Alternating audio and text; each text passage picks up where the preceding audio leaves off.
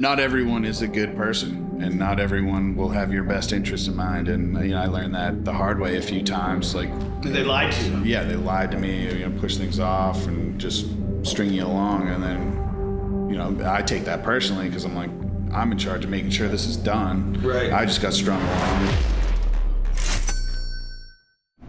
Today, we are on the Millionaire Mentorship podcast with the cameraman, the right-hand man, and the guy who makes it all happen, Mr. Miyagi, Danny Mead. Danny applied for a job with me. God, what was it? Like 2 years ago. 2 years ago. Was that like the slowest hire you ever got? Yeah. Do you think like I was dragging you out?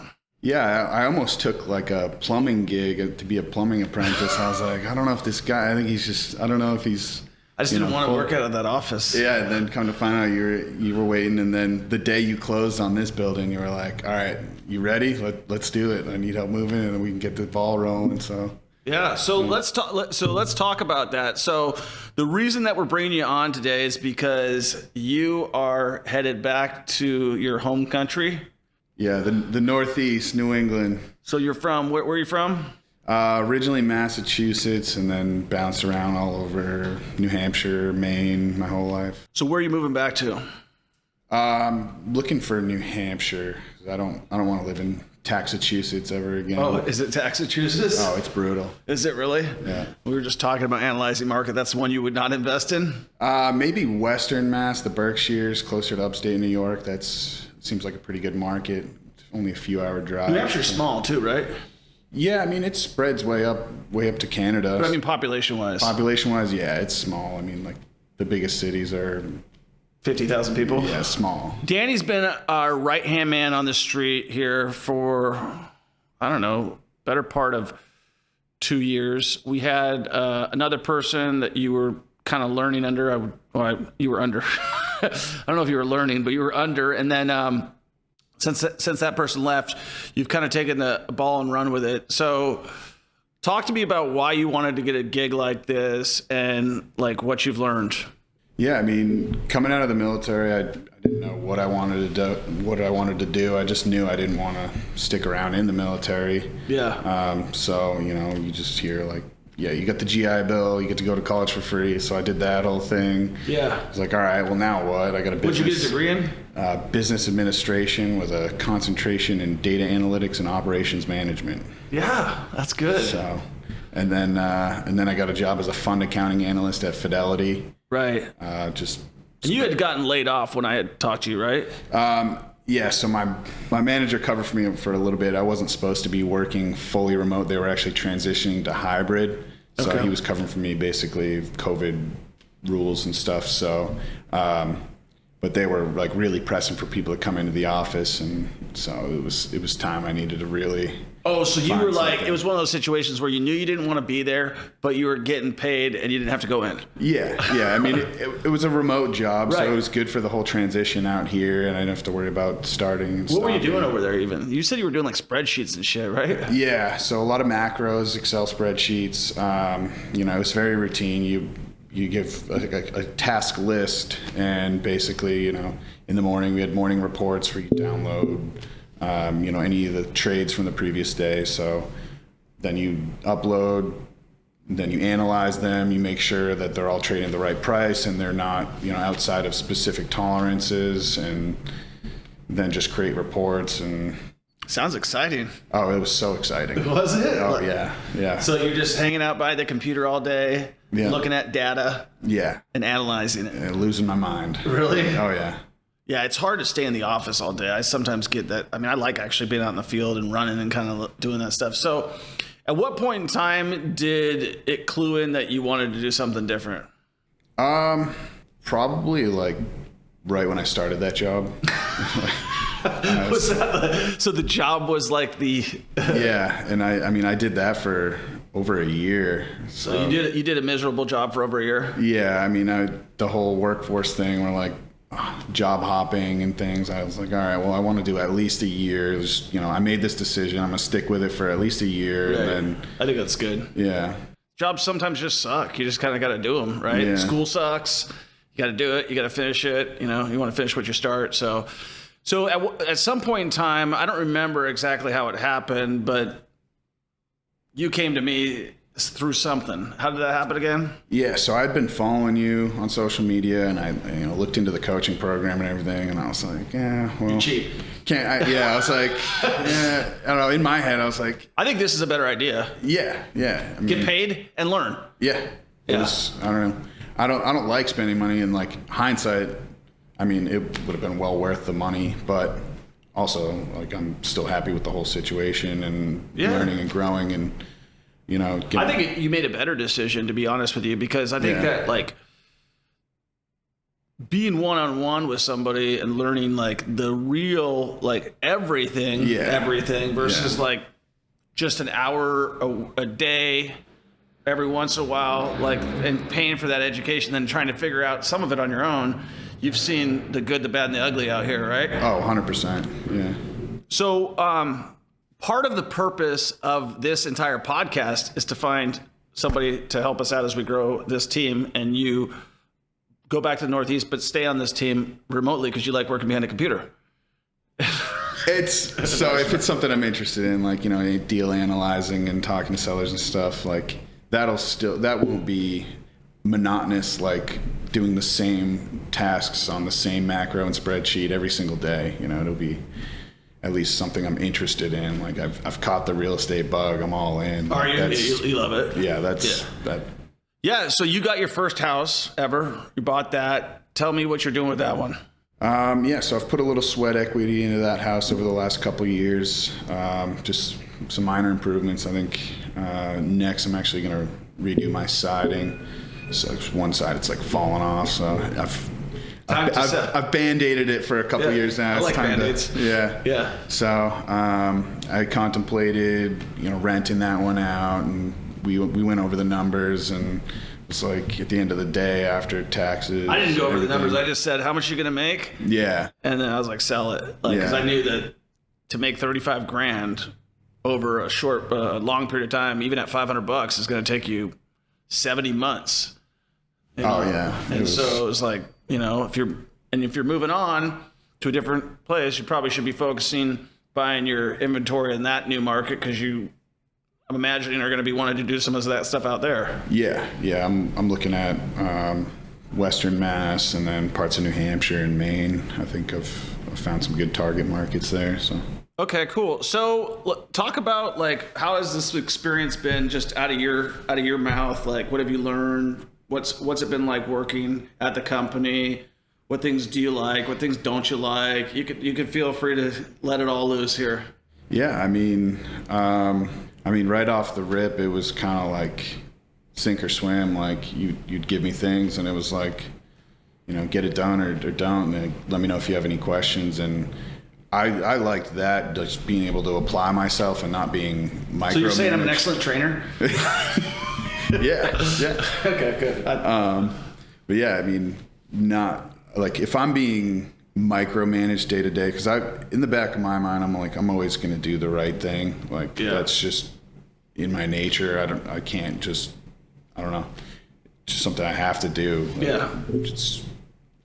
But yeah, just giving me that freedom where you would throw stuff at me and be like, we need to take care of this, and not being like picked apart, like you got to do every step of the way. But then, as I would do things, maybe not how you would do it, you would, tell me like, hey, I see why you would do that, but let's do it this way. And then you explain why. I'm like, oh, that makes sense. And then boom, from there on out, I do it that way. Yeah. And so let's talk about like a couple things like that. Like what would be an example of that? So like during the rehabs, where I'm like just trying to get everything done at once, and you're like, well, we want to wait last minute to put a condenser in because it's just sitting out there. It's a sitting duck, Yeah. People see a house under rehab and they're like, all right, there's probably some good stuff to steal there. So wait until after the rehab's done. We have, a buyer lined up or a renter lined up, and then a set date, schedule it for last minute. And then you don't have to worry about a $4,000 or $5,000 piece of equipment being stolen. So. Right. It's just getting your butt kicked a bunch of times that just makes you realize that. And you've seen that firsthand with me. A few times, yeah. Yeah. And how would you say, like, do I overreact and get really upset and run all over the place crazy? Or, like, No, I was surprised the first time. I was like, hey, this property, there's no condenser, and there was one before. And you're like, all right, well, how can we, how can we mitigate this from happening in the future? And you just talked about it. I mean, it's never like... Yeah, it's just, as long as everybody's healthy, nobody got killed, we just got money problems, right? Yeah. And that's the main thing is like, so you came in, what would you say? You came in knowing what about real estate? I mean, a lot less than I thought I did at the time. Okay. So I mean, I had a little bit of property management experience, just working for my cousin, and then, some handymans. I've worked different trades, and, I was like, yeah, I could do that. Or like in the back of my mind, I'm always thinking, like the whole time I'm thinking, like, if I ever buy a flip house, like I could do that all the way. Found out it's not as simple as it seems coming from the outside. Like, yes, I could, but at the same time, it might take me 4 or 5, 6 months, whereas you pay someone else to do it, less holding costs, you get time back. And yeah, I mean, I think that it takes a certain person to be able to flip a house themselves. Like, it takes somebody who's really independent, has been working with themselves for a long time, doesn't like people, and they're just gonna stick after that job and get it done. And it's not for everybody, right? It's like, that's why the guys run to Home Depot so much. They're like, fuck, I'm tired of looking at these people. You know what I mean? Like, Home Depot, And so, okay, so based on you knowing me and you knowing what our needs are, because now we're bringing you into the acquisitions or sales, depending on which way you want to go, right? That's up to you. We've already said Danny's got a place, and this, I made that clear, and you said you want a place. So as long as you want a place and we want you here, then the road is yours. You've already proved yourself. You don't have anything else to prove, unless you go on like some sort of a bender and we don't recognize you anymore, and you go find go on like a cult or something. I think you're pretty good. But what sort of person are we looking for here at our organization? Just A players, someone that can take on tasks and, do the right thing, and, be organized enough to say like, all right, I have this task to do and this task to do. This one's more important. I'll do this today, and that one can wait till tomorrow. So be able to prioritize things. And then just being a good person. Like, yeah, what about scaredy cats? Yeah. I mean, you got to be able to go in through the hood and just be able to talk to anyone and go anywhere. I mean, I've walked into abandoned houses and seen homeless people, and I'm just like, hey, get out of here. And, And seeing that full circle, and like seeing us interact with people, and you've seen you've seen a lot. Like, you've seen, I think this morning we had some homeless guy take a package right from the front door. Right. Like I just ordered those. We talked about that yesterday. I ordered it right away, and the homeless guy got it. Yeah. So, and then you've seen guys do wheelies. You've seen guys break into the buildings. You've seen people like steal air conditioning units. Like, are you still interested in investing in real estate? Oh yeah. You're learning skills that are just, helping you make money in real estate. I mean, everything I've learned, deal analyzing, deal finding, creative financing, property management, construction management. I mean, videographer. That's the thing. Can anybody hold a camera? Yeah, anyone can hold a camera. You just, that's a shout out. Like, actually, Nick, I'd love you to peel this off, because we were just talking about this the other day. I had Doug Williams, one of my students, call me. You remember Doug? Yeah. He's like, I need to hire a videographer. I'm like, bro, I hired 3 videographers in the beginning. I'm like, they never got me mic'd me up. Like, I would go out on these things, I wouldn't be mic'd up properly. And then, if you remember Denver on our last one, no offense to Denver, but he had you being the camera guy. And I was like, okay, I guess you're the camera guy from now on. Like, I guess a videographer kind of gets a little bit of an ego. Yeah, I mean, there is an art to it, but for sure, I feel like, for simple stuff where it's YouTube just, is simple. Yeah, it's going to YouTube. doesn't need to be some extravagant setup for cinematography. Yeah, it's not going. So who's our cameraman here? This guy right here. Right, and that's I would say that's a great transition. Is like no matter what I've asked Danny, he's stepped up. No matter what it is, his hand's always up in the air. Even if it doesn't want to be up in the air, even if it's like, I don't want it to be up in the air, but it's up in the air. And I think that's the most important thing is this willingness. Let's talk about pay, compensation. I don't even remember what we started yet, but I know what you're at right now. I'm not going to say that to anybody else, but I don't remember. And you got some pretty good checks coming your way for some deals that you found and stuff like that. Yeah. But like, do you feel like we were fair and reasonable with you? Yeah, I mean, in the first, few months, you're like, hey, we're going to get you in on like an hourly thing, kind of like try you out, see how it goes, whatever, we'll go from there. And then after, I think we said, 60, 90 days or something, we'll reevaluate everything and, make you a proper job offer. And I thought that was fair. So that gave me time to like feel like I could prove myself, prove my worth. And then you're going to see your best out of somebody.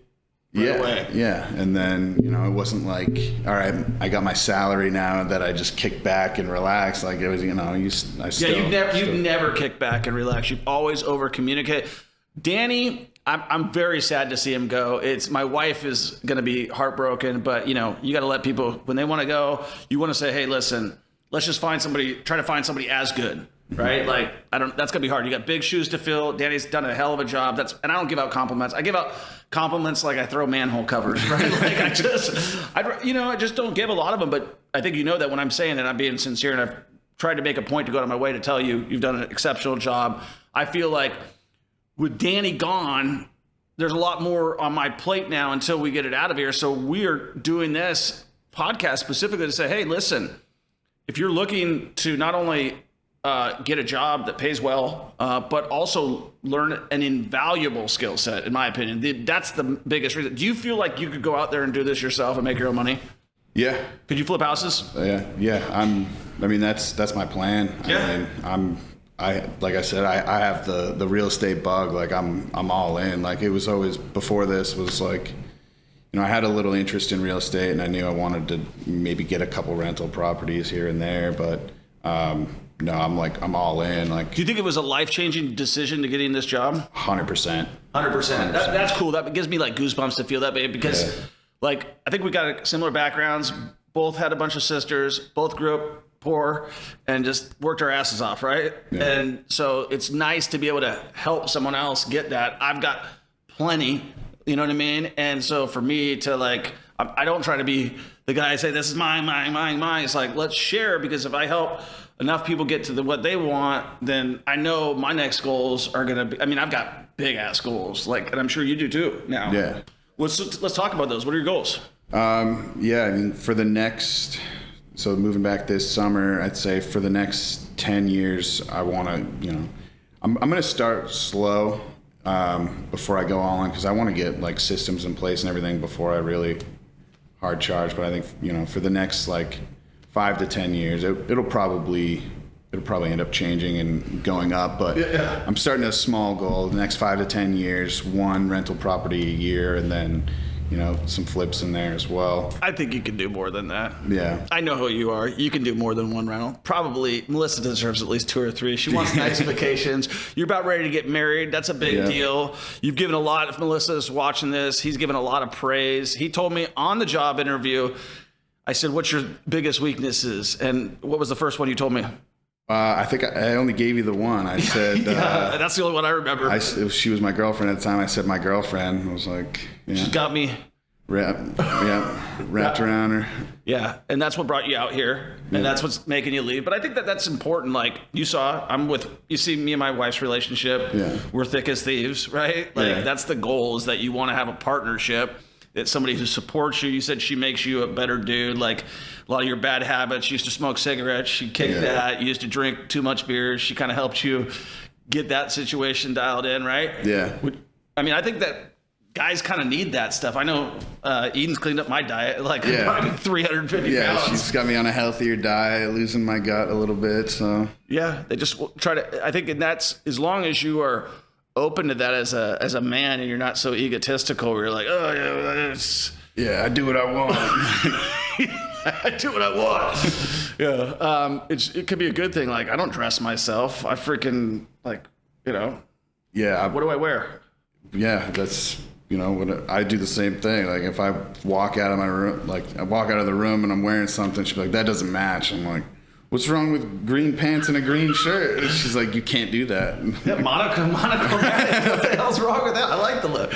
Yeah. Don't get style points from me. I saw you were wearing the shoes that I like the other day. I got them on right now. Oh, I'm breaking them in. Yeah, show those to the camera. Those are like they're the best. They're the best golf shoes because they're like form fitting.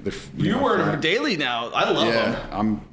They're comfortable, so I'm like. Well, let's just real quick on a little side note, just to let you know, shoes are the worst thing that you could put on your feet. Like, if you look at your hands, you don't wear around tight freaking boxing gloves or everywhere.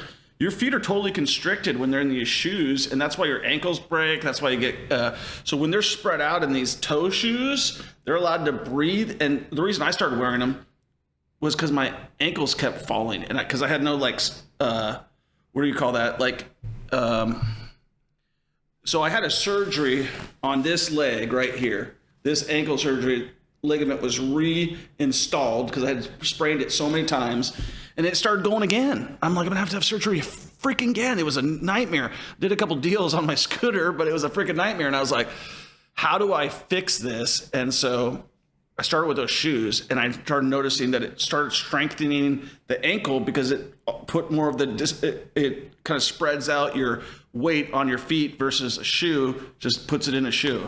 So just a little side note there. Yeah, and I have like wide feet, so these things are nice and wide. Like, I think they only sell like wide sizes in them. Yeah. So I'm like, $20 on Amazon, right? Yeah, it's like $20 for a pair of shoes. Like, yeah, that's awesome. I'm cheap.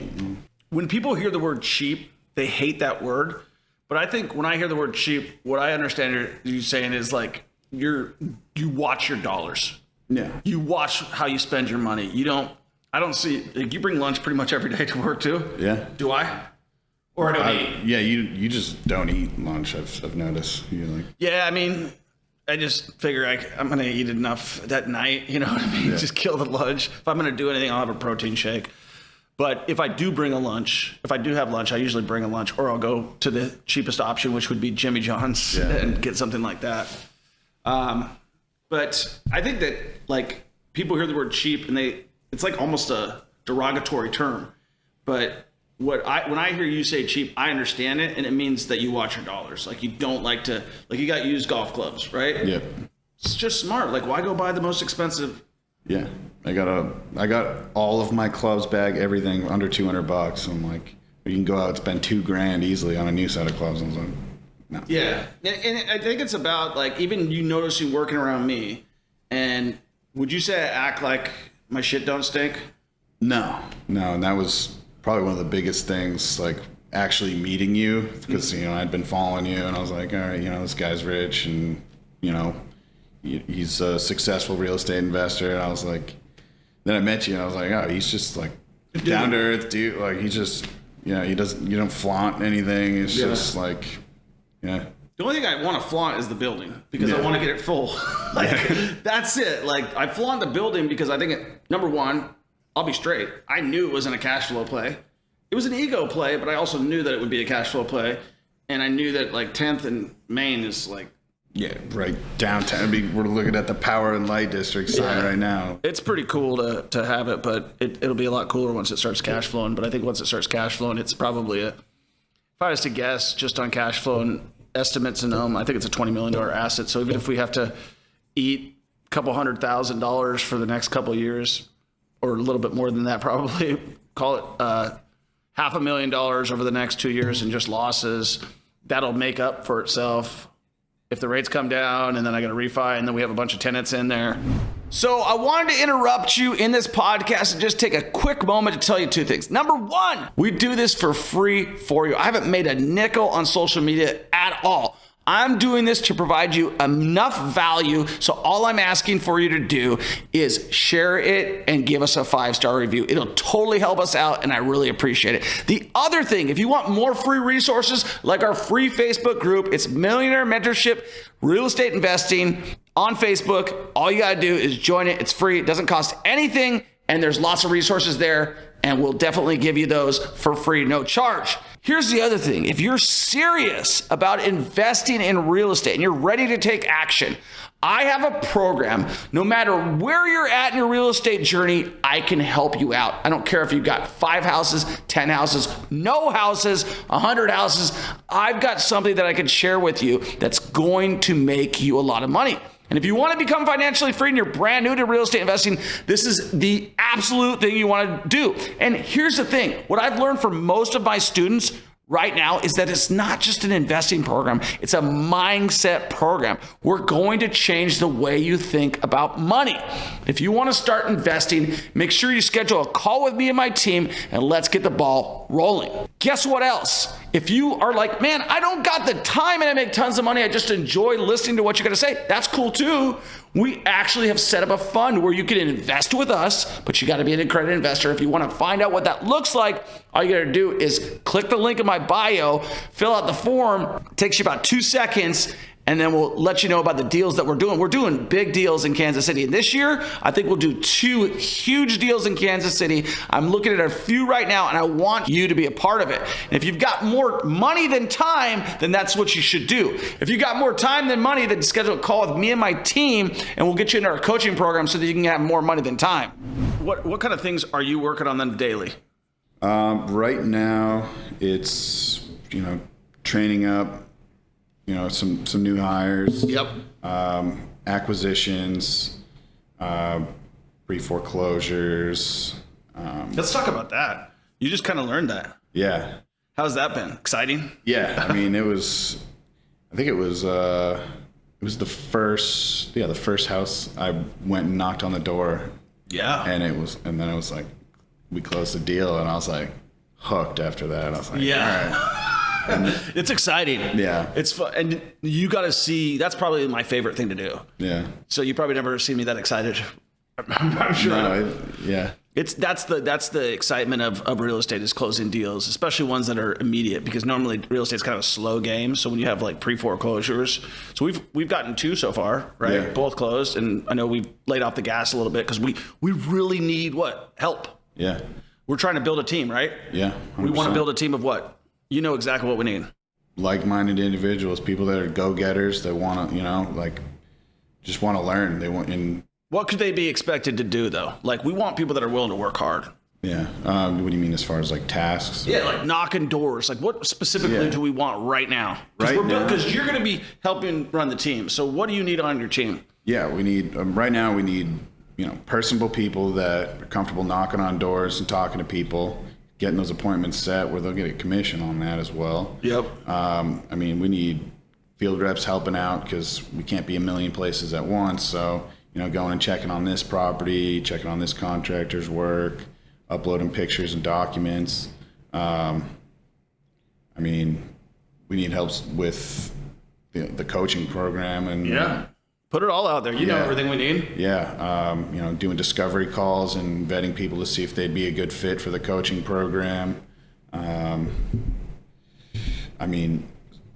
Never hurts to have more handyman. Oh yeah, 100%. Electricians, plumbers. Dealing with maintenance requests. That's a big part of the rentals is those maintenance requests. They're just never-ending battle, but yeah, you get through them. It's part of the deal, and especially when you're buying old housing stock. Yeah. You got some. And then Kansas City has a freak of nature cold spell, and every house in the whole city freezes up. That was. Yeah, and the cool thing about that is like, you can't ever look at that as like a screw up. You got to say like, well, how did we, and that's the only reason I've been able to grow as an investor is I just look at things. I was watching the video that we did the other day with Jesus, and what I said in there, it made a lot of sense to me is when I said like, the only way I can sleep at night is when I lose like an air conditioner, knowing that I didn't pay all that much of the insurance. And the same thing is like, with the water claims and stuff like that, it's like, all right, well, how do I wrap my head around this? I could either get mad that this happened to me and be a victim, or I could be like, all right, so how do we not repeat this same issue again? Where did we screw up? Because we obviously screwed up. Yeah. So we're new to the Midwest. We missed a freeze that was coming in. The weather's pretty predictable out here, at least from the weather perspective. Like when they plan it, it's coming. Yeah. And so there's a few things that we could have done better, but it happens and you make your mistakes. Now, how has like the whole situation, like I used to be a very young, naive, innocent man. You kind of walked into this job, I would say young, innocent, a little bit naive. Yeah. Would you agree? Or is that? I mean, yeah, definitely naive to a lot of like. Not saying you're naive in general. I'm just saying like you haven't been in this circle. As far as real estate investing, business relationships, and dealing with people, like I was pretty naive. Like not everyone is a good person, and not everyone will have your best interest in mind. And I learned that the hard way a few times, like relying on people that I thought were reliable to get things done, and then a week later it's not done, and then I'm checking like they lied to you. Yeah, they lied to me, push things off and just string you along, and then I take that personally because I'm like, I'm in charge of making sure this is done. Right. I just got strung along and lied to or whatever, and so that's a direct reflection of me, where I'm the one that's supposed to be making sure this is done. So right. It's tough, you know what I mean? Like, you get these, we're all human beings. You always want to believe people when they're telling you the truth. You're like, why would this guy lie to me? Oh, but the reality is I don't believe anything anybody's saying. Yeah. Really. It's like, whatever, man. Because most of people are usually trying to get one over on you. But let's talk about like an ideal person in terms of like somebody that you'd like to work with. You were in the military, you were in the Marines. That's probably was that a fun time for you? Yeah. And no? Yes and no. I mean, my dad reflects on that shit all the time. It's like almost a regret of mine for not going in. So talk about like what you liked about the Marines and what you didn't. Yeah, I mean, I'd say the best way to summarize it is just embracing the suck, because you're like all the guys, you're all together dealing with the BS together. And so it's just like the camaraderie that comes from that, where like, what we're doing right now sucks, but we're in it together and we know what needs to be done. So let's just do it and get it over with. And that was kind of like a mentality that was ingrained into my brain and just kind of stuck with me. So. Yeah. And so when you went in, you went through MEPS processing. How old were you? I was 18. So you right out of high school? I was still in high school. Oh, you were still in high school. So like you went right away. There was no pause. No. So I went, I was still senior in high school. And I was trying to go aviation mechanic, and they're like, your boot camp date will be like 8 to 12 months and you'll be waiting around for that year. I'm like, what am I going to do all this time, whatever. And then like a week later, so at this point it's like probably 2 weeks before I'm actually graduating high school, my recruiter calls me. He's like, hey, do you want to go open infantry contract and leave like 2 weeks? And I was like, all right, let's do it. So I graduated high school, and then like a week later left for boot camp, and everyone knew me was like, wait, like. Were you at Parris Island? Yep. Okay, that's in South Carolina. Yeah. How was it? So I was there June to September. Cold. Yeah, that was so cold. It coming from the Northeast where like, it's 90 out. You're like, holy shit, it's hot. Yeah. But then it's like, add another 10 to 15 degrees, add 100% humidity. And like, I think the whole 3 months and some change or whatever boot camp is, I don't think I was dry once, like just constantly sweating. What's the day-to-day? Like, let's go through the day-to-day. So like, it's 3 months of boot camp, and the whole point of boot camp is to get you battle ready. Is that right? Or to break you down and build you up. Break you down and build you up. So like, what does that process entail? Well, it entails a lot of name calling.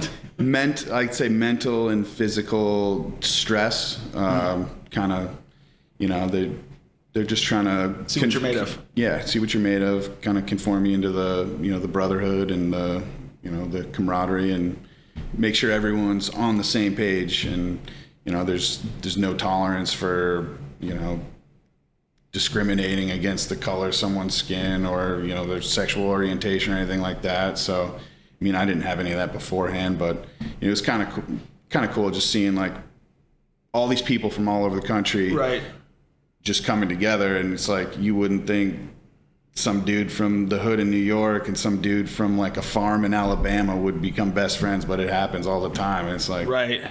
So that's cool. Yeah. So you got to see that. Did you make a lot of good friendships there? Yeah. I mean, I have lifelong friends from it, and even after, still stay in touch with them. Like, I was groomsman at a couple of their weddings and stuff. So Yeah, I think that is the strongest bond that someone can build, is going through the military with somebody else. My dad, like I said, he still is tight with all of the buddies he served with, and they're dying, now. And that's 60 years, and he's still tight with them. Yeah. And he was in Vietnam with them, right? So it's a little bit different also when you're in battle, but you watch some of the stuff like, I don't know if you've seen the show Pacific.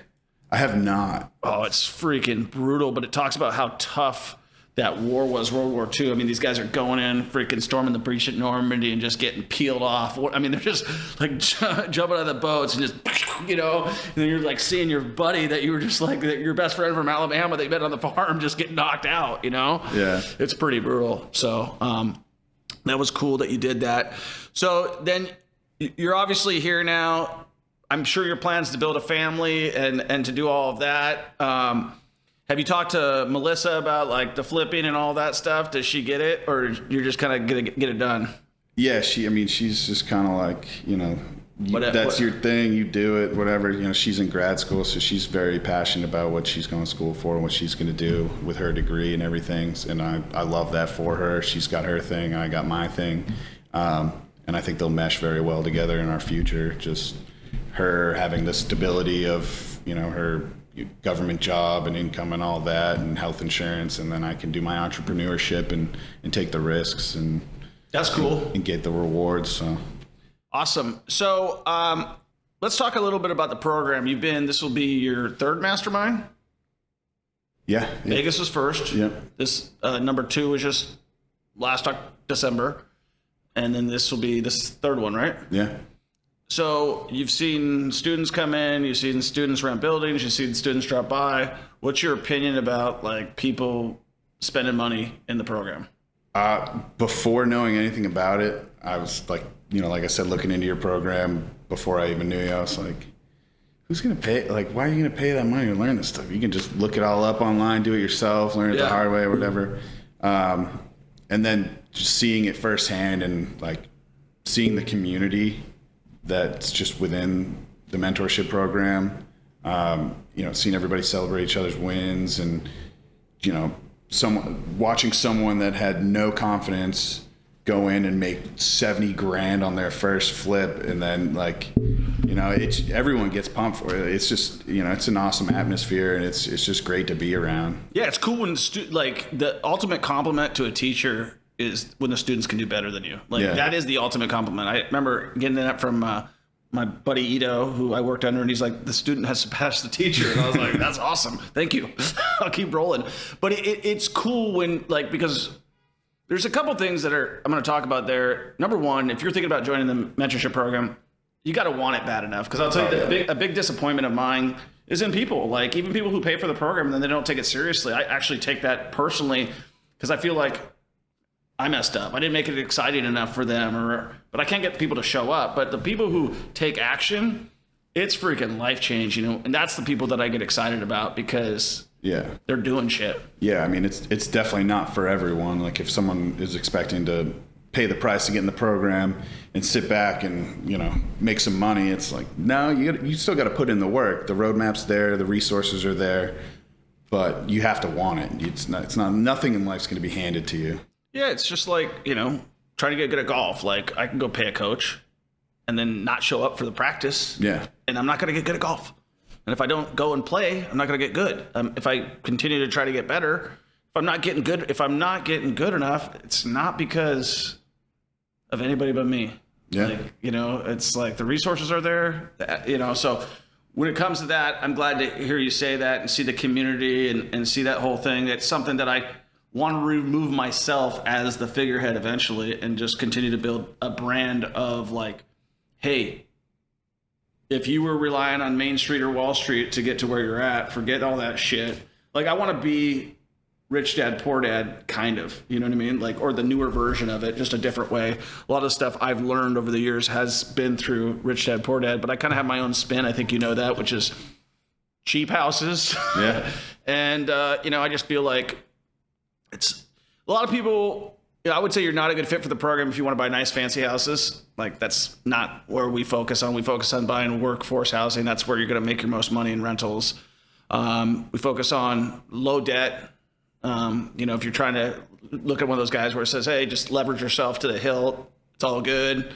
I'm not the guy to teach you that, because I'm never going to tell you to do that, because I did that and it didn't work, and I've seen the bad side of it. It almost took me out, you know, and I don't want anybody going out under my guidance, so I'm always going to give them the conservative way. One thing I'm most proud of is, I will say this unequivocally, is that our students make more money per deal than any real estate coaching program out there. I will put our deals next to each other. What I mean by that is, like, that deal you mentioned that made $72,000, that house sold for $180. The other one that the guy made $72,000 sold for $170. Another guy, I don't know, Patrick's deal is almost done. We got to check on him.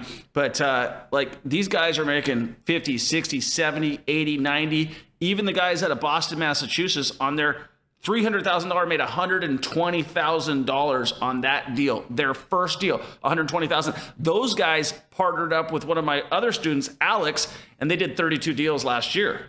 Yeah. So, like, if I start setting more and more people out like that, then that's proof of my program, right? And so, or the program that we've created, right? 100%. So, what else? Why don't you talk about, you know, why this would be a good opportunity for someone? Like, could this be a life-changing opportunity? Absolutely. I mean, so for someone that, you know, doesn't want to take the, I guess you can call it a risk, because, you know, paying for anything is a risk. But, right. You know, for someone that doesn't want to spend the money on the program, and I mean, you can spend the money on the program and learn everything, but, you know, actually doing it is a whole nother thing. You know, getting paid to learn and getting all that experience and knowledge at the same time. I mean, it's. But that is some two things that you mentioned there that are interesting. One, anybody can join the program. We can't determine, are you going to be successful? You got to determine that. But not anybody can work with me.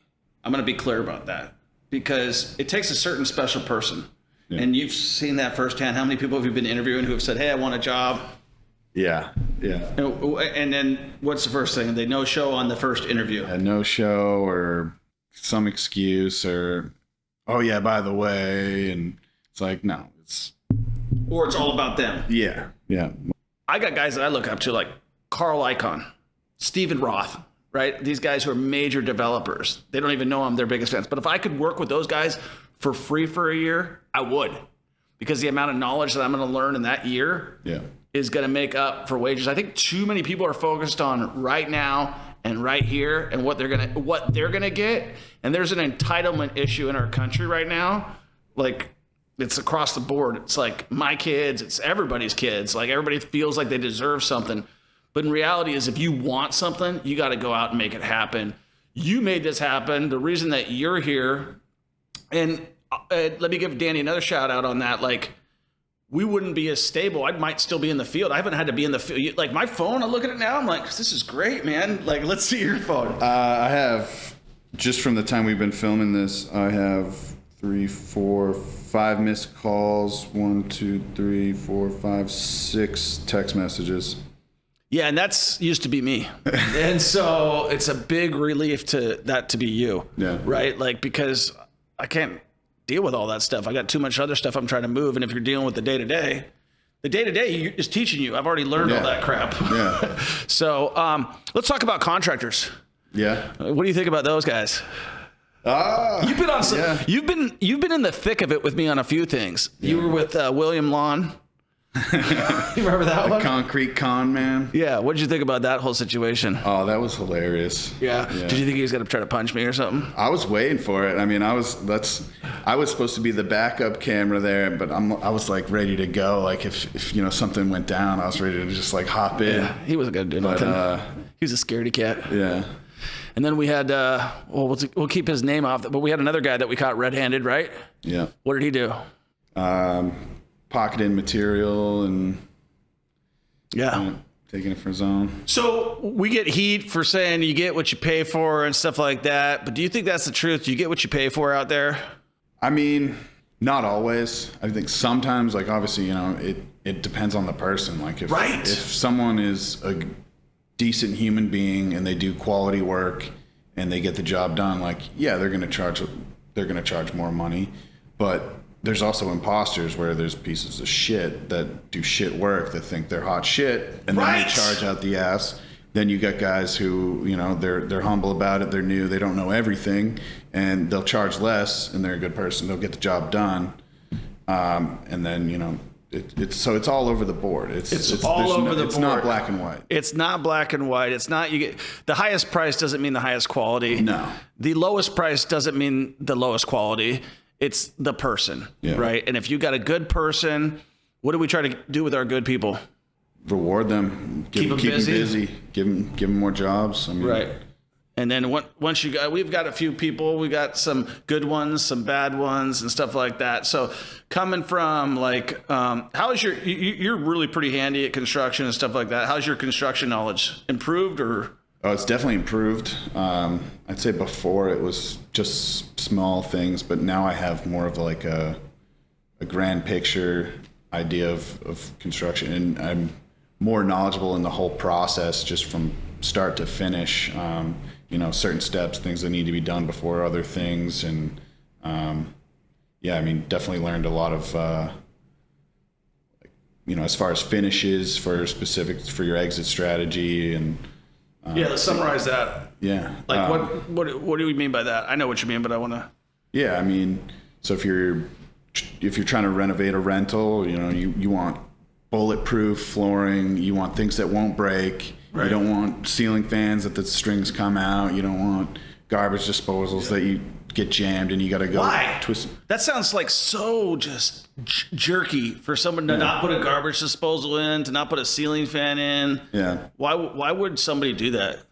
I mean, it's honestly, if for someone renting a property, it's a win-win. Like, it's less stuff that'll break, so it's less time that we have to go into the property and fix stuff. Yeah. And every time something breaks for a tenant, they're not happy. No one's going to be happy if something breaks. So it's just mitigating issues and keeping it solid. And then, with your flips, someone wants nice stuff when they're buying a newly renovated house. So that's when you put in the nice dishwasher and garbage disposal and the ceiling everything fans, that they feel fixtures. Like they need. Yeah. You don't have to, you don't have to worry about things breaking, because someone who's living in a house they own, they're going to take care of the stuff regardless. So at least they should. But yeah, I mean, that's just a big issue. Is like people are like, right now our dishwasher went down, and I'm like, I think dishwashers are waste. Like, just wash. So my daughter's washing dishes by hand right now, and I'm like, the other day I gave her something. Eden's putting like these salads in these little jars, and I give it to Scarlett. I'm like, go clean that. And I'm like, well, that was awfully quick when she came back. I was like, you cleaned that? Oh, she put it back in the fridge. I was like, oh, you were putting that for your mom. Yeah, kids are. So my whole point of that is that, like, dishwashers are not an essential item. Garbage disposals aren't an essential item. Generally, what happens with a garbage disposal is people think it's cool to grind shit up, and they break, and then they leak. And if you get rid of both of them, guess what? There's not a lot of shit that can go wrong. And it boils down to people also not understanding how they work, and like what's acceptable to put in a garbage disposal. I mean, sorry, Melissa, but so. Like, for instance, she doesn't know how garbage disposals work. We had an old thing of rice, because we'll just bulk rice for meal preps and stuff. and we didn't get to it. She dumped it down the sink, turned the garbage disposal on, you know. And then the next day, the sink's not draining, and she's like, I don't know what's wrong with the sink? Like, what's wrong with your sink? This and that, you know, it's like my fault. So, you know, I go in, I take the whole P-trap out, and I look. I have pictures of it, but the whole thing was just logged full of ground up rice, and it was just bogging the thing down, and it's nothing could drain. And I like pulled it out, dumped it all in a bowl, and showed her. I was like, yeah, we can't put this much rice down the garbage disposal. It's a little bit's fine, but. Well, you know, but that's the thing is, the name itself kind of implies that put all the garbage down there. It's a garbage disposal. Yeah. But I've done the same thing, man. Dumped a bunch of pasta in there, let that thing roll, and it's just like, yeah. So the reason that we don't do those things is simply because it's a maintenance nightmare. Okay, cool, man. Well, I really, really appreciate you giving me your heart and soul for the last 2 years. I know that your life's going to be changing. You're 30 now? 30, yeah. You're 30 now. You just got engaged. You're moving back home. You've got new swagger, new fiance, a new, like, you know how to do stuff. You know how to go make money on your own, right? Like, that's cool. Like, you know how to go out and do it. Yeah. You know how to go get financing. You know how to go get deals. You can go to any market and know how to make money. That's kind of cool, right? You didn't know how to do that before. No. I always thought, you know, the only houses for sale are the ones on the MLS. Right. The only expensive ones. That's not true. Yeah, for sure. Okay. Final shout out. You want to tell somebody like exactly what we're looking for? Just people who want it. Yeah. You know, people who want to work hard and understand the trade-off of, yeah, you know, if you have some college degree and you're not happy with it, you might be taking a little less up front, but the knowledge is priceless. I mean, but you got to want it. You got to work for it, and the rewards will be there. Just don't be a piece of shit. Yeah, that's that. Don't be a piece of shit. And I would say like this is, so many people, they're thinking like, I want it now. I'm not really even to prove myself. I deserve it now. Prove yourself. Yeah. Like, prove yourself for 3 months. Prove yourself for, like, you know what I mean? Like, people aren't even willing to get back to the first week. Yeah. It's like, when am I getting that? It's like, dude, who are you? Yeah. Like, and I'll tell you that right now, it's like, that's the problem with, that's why generally when we're looking for people nowadays, and I would say we probably got lucky with you, but we're looking to poach.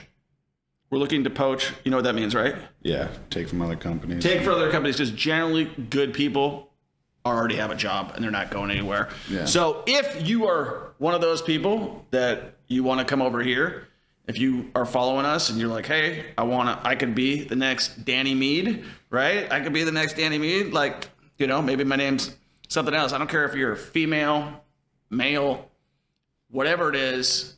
We've had a female work in that position. I don't know if you remember Ariel Glunt. You might have seen her name around somewhere. I've seen on, you know, certain files and stuff. I've seen. She was really good, actually. I just wasn't here to manage her. I was in Vegas, but she did a really good job holding on the fort while we were out of town. So, talk to you in the next one. Peace. Have you ever wanted to start investing in real estate, but you just don't have the time? You don't have the ability to get started, but you got the capital, right? And you want all of the advantages that the capital offers you. Well, I started a fund, and you can invest with me and my team. In fact, I'm in one of the buildings that I bought using my own money, but you could invest and actually get the benefits of investing with me and my team. Well, you got to be an accredited investor, and you've got to go to our website. I'll include the link in our bio, and you could start investing with us. It's super cool. We're going to do a lot of cool projects in Kansas City and around the country, and you'll be able to be a part of it.